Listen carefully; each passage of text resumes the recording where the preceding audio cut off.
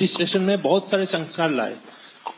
75 साल के बाद कोई भी लीडर या फिर मंत्री हो, उसको मार्गदर्शक के भूमिका में जाना पड़ता है। तो आपको क्या लगता है अभी हाईएस्ट लेवल पे जो भी है पार्टी या फिर एडमिनिस्ट्रेशन में, वो 75 साल हो गया, उसको अपने आप वानप्रस्थ में जाना चाहिए?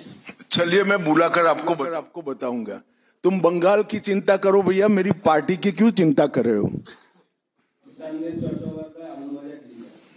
हेलो,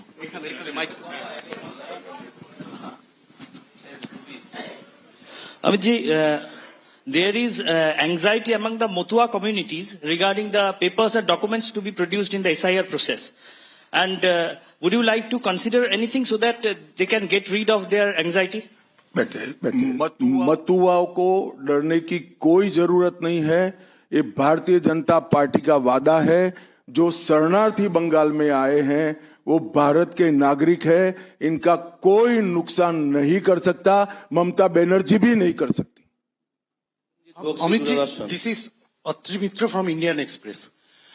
पिछले कई इलेक्शन में हम लोग देखे हैं कि your ground level organisation was failed to dominate in the day of election with TMC. So is your organization is ready for now in 2020? आपने ध्यान से नहीं देखा है। मैंने इसीलिए पहले भाजपा की विकास यात्रा, भारतीय जनता पार्टी की विकास यात्रा बनाई। हम 3 सीट पर थे, 77 पर पहुंचे हैं और 77 से अब एज अ मुख्य विरोध पक्ष हमारा अधिकार है कि विफल सरकार को उखाड़कर हमें जनता शासन देगी। हम 77 सीट पर ऐसे नहीं पहुंच सकते, 18 सीटें ऐसे नहीं जीत सकते हैं। हमारा काम बूथ तक पहुंच चुका है, इसी के कारण हमें सफलता मिली है। संजीत बख्शी, दूरदर्शन। आप विकास की बात कर रहे थे। हम अलग अलग शहर में जब मेट्रो की बात करते हैं तो हम मेट्रो की सूचना घोषणा देखते हैं और बाद में 2-3 महीने बाद मेट्रो चढ़ते हैं।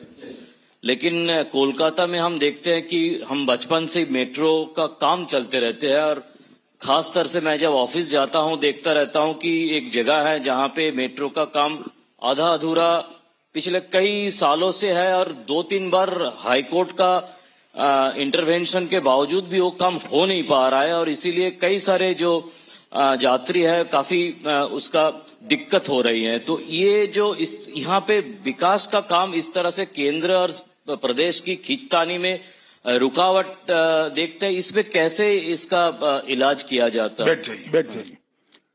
देखिए, भारत सरकार पूरे देश में इंफ्रास्ट्रक्चर के डेवलपमेंट के लिए बहुत सारे काम कर रही है। अगर भारत सरकार का पक्षपाती कामकाज का तरीका होता तो वो तमिलनाडु को भी अप्लाई हो सकता था, तेलंगाना को भी अप्लाई हो सकता था और हर राज्य को अप्लाई हो सकता था। सभी जगह इंफ्रास्ट्रक्चर के काम अच्छे चल रहे हैं। सिर्फ बंगाल में तकलीफ क्यों आ रही है? क्योंकि मेट्रो हवा में नहीं चल सकता, भूमि चाहिए। भूमि पर जो एंक्रोचमेंट है वो खाली कराने का काम राज्य सरकार का है। यहां भारत सरकार जो भी योजना लाए इसका विरोध करना, ये मानसिकता से सरकार चल रही है, जो बंगाल का भी भला नहीं कर रही है, देश का भी भला कर रही है। क्यों तमिलनाडु की मेट्रो में प्रॉब्लम नहीं हो रहा है? क्यों तेलंगाना की मेट्रो में प्रॉब्लम नहीं हो रहा है? यूपी में लखनऊ में मेट्रो तब लगी जब अखिलेश जी मुख्यमंत्री थे, वहां पर भी प्रॉब्लम नहीं हुआ। मेरा तो आपसे आग्रह है, इतने अभ्यासु पत्रकार हो, कुछ पत्रकारों का संघ बनाकर इसके डेप्थ में जाकर व्हाइट पेपर बाहर निकालो कि सारी योजनाएं क्यों अटक गई है, तो आपको मूल कारण मालूम पड़ जाएगा। एबीपी।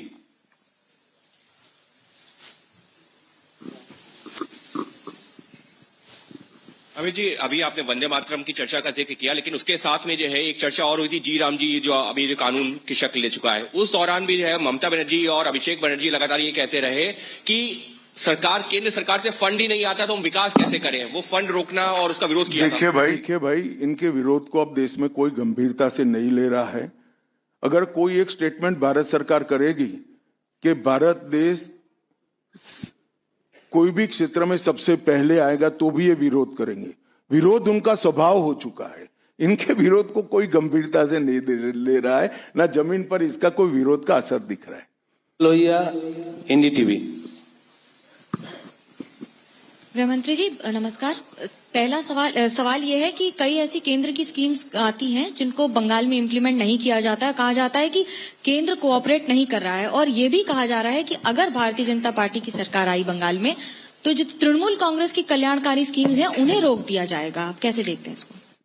देखिए, मैं बंगाल की जनता को यह अपप्रचार चल रहा है, इससे स्पष्ट रूप से भारतीय जनता पार्टी की ओर से कहना चाहता हूं कि भारतीय जनता पार्टी की सरकार बनने के बाद अभी की जो सरकार जो स्कीमों के नाम से जो कुछ भी चला रही है, एक भी स्कीम बंद नहीं होगा, और हमारे घोषणा पत्र में हम जितने भी स्कीमें करेंगे उसको जमीन पर उतारेंगे। ये हमारा रिकॉर्ड है, ट्रैक रिकॉर्ड है देश भर में।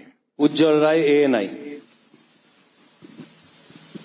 सर, आपने सबसे पहले ही घुसपैठियों की बात की है, जो सबसे बड़ा मुद्दा देश के लिए भी है, और खासकर पश्चिम बंगाल जिस तरह से बांग्लादेश का अभी मौजूदा हालात है उसको देखते हुए। लेकिन जो सवाल आपने किया है उस पे प्रतिक्रिया ये मिलती है कि बीएसएफ तो केंद्र के अधीन है, आखिर ये विरोधाभास। तुम कहाँ भाभी जी को याद करते थे?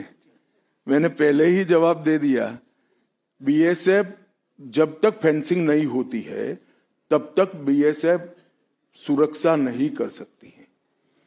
बीएसएफ को भूमि देनी पड़ेगी फेंसिंग के लिए भारत सरकार को। मेरे स्तर पर मैंने 7 पत्र लिखे ममता बनर्जी को। ये 6 साल के अंदर 3 बार गृह सचिव यहां कर मीटिंग कर गए चीफ सेक्रेटरी से। मैं पूछना चाहता हूं तृणमूल कांग्रेस की सरकार को, जमीन देने में क्या डर है? कि आपकी कोई रिस्पॉन्सिबिलिटी नहीं है, या आप घुसपैठ होने देना चाहते हो? और फिर भी नदी नाले जंगल कहीं से कोई घुसपैठिया आ जाता है, कहां आता है? सबसे पहले गांव के थाने और पटवारी के बगैर कोई रह सकता है? इसके डॉक्यूमेंट कौन बना रहा है? बंगाल सरकार बना रही है। देश भर से जो घुसपैठिए पकड़े जा रहे हैं, इनके पास से बंगाल के डॉक्यूमेंट, फर्जी डॉक्यूमेंट पकड़े जाते हैं। उन्होंने घुसपैठियों को अपनी वोट बैंक मजबूत करने के लिए राज्य सरकार की नीति के रूप में स्वीकार कर लिया है। इसलिए मैं कहता हूं कि तृणमूल कांग्रेस घुसपैठ नहीं रोक सकती। बंगाल की डेमोग्राफी खतरनाक तरीके से बदल रही है और आने वाला समय बहुत चिंताजनक है। 26 के चुनाव से पहले बंगाल में मंदिर मस्जिद की राजनीति शुरू हुई है। आपको पता होगा मुर्शिदाबाद में बाबरी मस्जिद का। एक मिनट, मंदिर और मस्जिद दोनों की राजनीति कौन कर रहा है? एक तृणमूल से निकले हुए एमएलए कर रहे हैं और एक तृणमूल कांग्रेस कर रही है। तो सवाल का एड्रेस गलत है, सवाल तो सही है। निर्माण से बंगाल और भारत में शांति का माहौल बिगड़ सकता है। देखिए, चुनाव के वक्त ये सब करने की परंपरा कितनी उचित है वो बंगाल की जनता को तय करना पड़ेगा, मगर मुद्दा यहां तक सीमित नहीं हुआ है। युवाओं की रोजगारी का है, महिलाओं की सुरक्षा का है, घुसपैठ का मुद्दा है, भ्रष्टाचार का मुद्दा है, इंडस्ट्रीज के पलायन का मुद्दा है, गिरते जा रहे इंफ्रास्ट्रक्चर के स्तर का मुद्दा है। ढेर सारे मुद्दे हुए, कहीं से बच नहीं सकते। सर, मेरा एक प्रश्न ये है कि आज ममता बनर्जी लगातार 2 दिनों से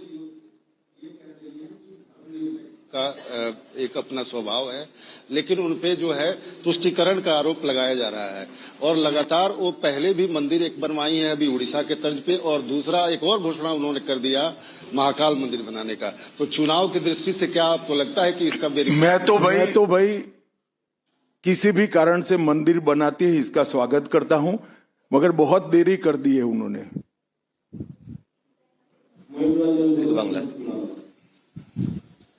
अमित जी, एक सवाल बार बार एक नैरेटिव फैला जाता है टीएमसी और लेफ्ट के तरफ से कि बंगाल में जितना भी काम कर ले बीजेपी कार्यकर्ता, ऊपर कुछ सेटिंग वगैरह है तो अमित शाह जी और नरेंद्र मोदी जीतना नहीं चाहते। आज पूछता है बंगाल, जवाब चाहे बांग्ला, आप लोग बंगाल को जीतना चाहते हैं? कितना सीरियस है सेंट्रल बीजेपी?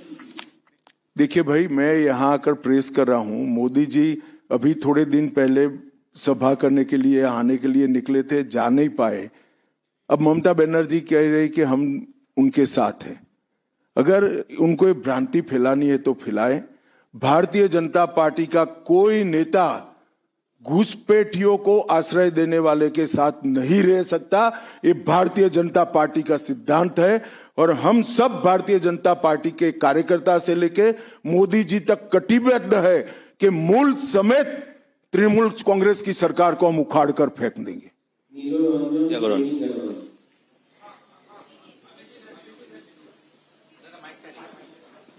जी मैं यहाँ ये अभी आप कह रहे थे कि 3000 जो हैं भाजपा के कार्यकर्ता जो हैं घर छोड़कर भागना पड़ा उनको इलेक्शन के कारण। 300 की हत्या भी हुई है। फ्री एंड फेयर इलेक्शन कैसे होगा अगर मतलब लोग जा ही नहीं पाएंगे बूथ पर? तो देखिए ऐसी ही नीतियां अपनाई थी कम्युनिस्टों ने, मगर सत्ता परिवर्तन हुआ या नहीं हुआ। ऐसी ही नीतियां अपनाई थी उत्तर प्रदेश में समाजवादी पार्टी ने, सत्ता परिवर्तन हुआ या नहीं हुआ। लोकतंत्र में जनता महान होती है और जनता जब तय कर सकती है, कर लेती है, किसी भी तानाशाह का कुछ नहीं चलता। CNN News 18. Sir, there has been a huge attack by the Trinamool leaders that the election commission is BJP commission. That's what they say, and whatever deletion is taking place, that is at the behest of BJP. So how do you react to that, sir? देखिए, ममता जी के पास से और कोई अपेक्षा रख नहीं सकते। उनके खिलाफ जजमेंट आएगा तो जुडिशरी बीजेपी की है, इलेक्शन कमीशन घुसपैठिया हटाएगा, SIR लाएगा तो इलेक्शन कमीशन बीजेपी का है। वो हारने के बाद शायद ऐसा कही कि मेरे कार्यकर्ता ही बीजेपी में चले गए।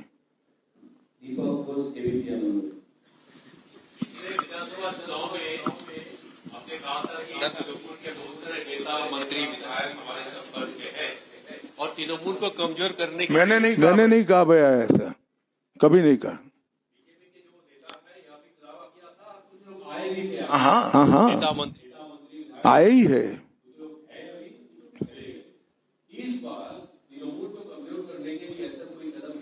तृणमूल को कम अरे सुनिए ना, समझ गया मैं आपका सवाल। तृणमूल को कमजोर करने की भारतीय जनता पार्टी को कोई जरूरत इसलिए नहीं है कि तृणमूल अपने अव्यवस्थाओं के कारण, अपने कामों के कारण जनता के बीच में कमजोर हो चुकी है। बांग्ला अमित जी नमस्ते। PMLA prevention of money laundering act हम जानते हैं हमारा देश का काफी कड़ा एक आइन है, जिस आइन के दौरान अरविंद केजरीवाल जी तिहाड़ जेल चला गया, हेमंत सोरेन जेल चला गया। लेकिन यहाँ वेस्ट बंगाल में ED कलकत्ता हाईकोर्ट में रिपोर्ट दिया है, एक कंपनी है लीप्स एंड बाउंड्स जिसका 150 करोड़ रुपया सीज्ड हुआ है, लेकिन उसका मालिक अभी तक अरेस्ट नहीं हुआ। उसका नाम है अभिषेक बनर्जी, NCMP आप जानती है। इसीलिए सेटिंग्स वगैरह ये जो लोग प्रश्न कर रहे हैं, इसीलिए सेटिंग्स वगैरह ये हवा उठ रहे हैं, नैरेटिव्स उठ रहे हैं। बीजेपी का जो लोअर लेवल का नेता भी है वो भी पूछ रहे हैं कि क्यों अभिषेक बनर्जी अरेस्ट नहीं हुआ, उसका कंपनी का 150 करोड़ रुपया सीज्ड हुआ फिर भी अरेस्ट नहीं हुआ। बीजेपी के लोअर लेवल के नेता का मुझ पर छोड़ दीजिए, बाकी भारतीय जनता पार्टी किसी भी एजेंसी के काम में दखल नहीं देती है। एजेंसी जो न्यायिक काम होगा वो जरूर करेगी, किसी से डरेगी भी नहीं, किसी को बचाएगी भी नहीं।